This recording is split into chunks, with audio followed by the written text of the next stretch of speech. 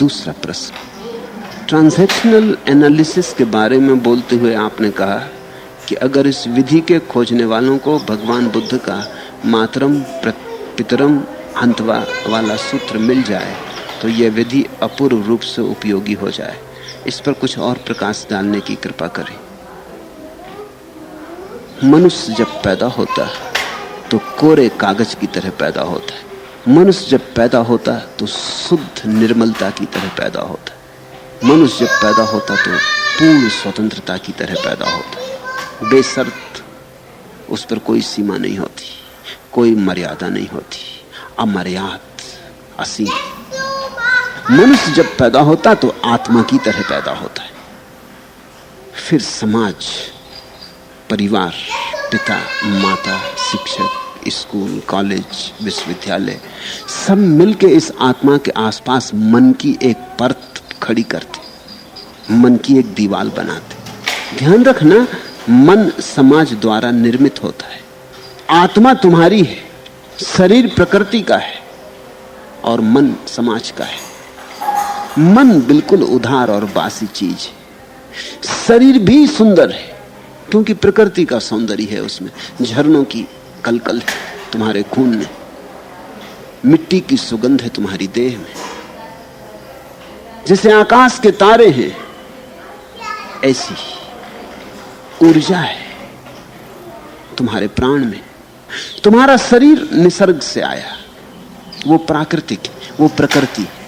तुम्हारी आत्मा परमात्मा से आई। दोनों सुंदर हैं, दोनों अपूर्व रूप से सुंदर हैं। दोनों के बीच में एक दीवार है मन की। मन समाज द्वारा निर्मित है। मन तुम्हारे शरीर को भी दबाता है और तुम्हारी प्रकृति को धीरे धीरे विकृति बना देता है। मन तुम्हारी आत्मा को भी दबाता है, घेरता है और कारागृह में बंद कर देता है। मन के दो काम हैं, शरीर की प्रकृति को नियंत्रित कर लेना और आत्मा की अबाध स्वतंत्रता को कारागृह में डाल देना। सारे धर्म का इतना ही सूत्र है, मन से कैसे मुक्त हो जाएं। जो समाज ने किया है धर्म उसे नकारता है।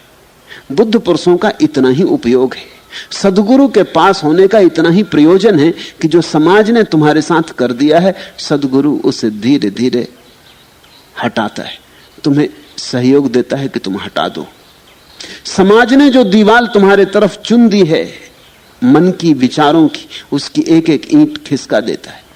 जिस दिन मन विसर्जित हो जाता है उसी दिन समाधि लग जाती। जिस दिन शरीर नैसर्गिक और आत्मा स्वतंत्र, इन दोनों के मध्य समाधि का स्वर उठता है।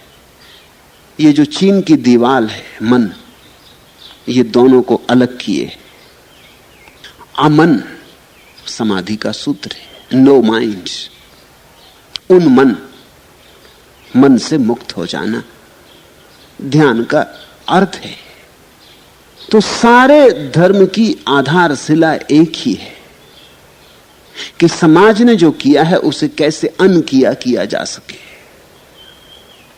तुम फिर से कैसे उस जगह पहुंच जाओ जहां तुम पैदा हुए थे। तुम्हारी आंखें फिर कैसे उसी तरह निर्धूम और निर्धूल हो जाएं जैसी जब तुमने पहली दफा मां के पेट से जन्मे थे और आंख खोली थी, उस क्षण थी, कोई पर्दा ना था। तुम्हारे कान फिर कैसे वैसे ही खुल जाएं जैसे पहली दफा जब तुमने ध्वनि सुनी थी तब थे। तुम्हारा स्पर्श कैसे फिर उतना ही संवेदनशील हो जाए जैसा पहले दिन था जब तुम जन्मे थे। तुम फिर कैसे उसी तरह मुक्त सांस लेने लगो जैसी तुमने पहली सांस ली थी। तुम फिर कैसे वैसे ही हंसो कुंवारे, तुम फिर कैसे वैसे ही रो कुंवारे। कैसे तुम कुंवारे हो जाओ, कैसे समाज ने तुम पर जो जो थोपा है वो फिर से हटा लिया जाए। समाज के इस आरोपण में माता पिता ने बहुत बड़ा हाथ बटाया क्योंकि वे ही तुम्हारा पहला समाज थे। फिर तुम्हारे भाई बहन थे, फिर तुम्हारे पड़ोसी थे, फिर स्कूल था, फिर कॉलेज था, फिर यूनिवर्सिटी थी, फिर ये सारा विस्तार था। परत दर परत, जैसे कि प्याज होती, एक परत के ऊपर दूसरी परत जमती चली गई। अब तो तुम खो ही गए हो भीड़ भड़क्के में। अब तो तुम्हें पता ही नहीं चलता कि तुम कौन हो।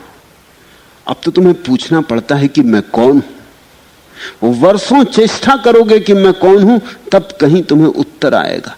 क्योंकि जहां से उत्तर आ सकता है उसमें और तुम्हारे बीच इतना अंतराल हो गया, और इतनी दीवारें और इतने पर्दे और इतनी अड़चनें, इतनी बाधाएं हो गई।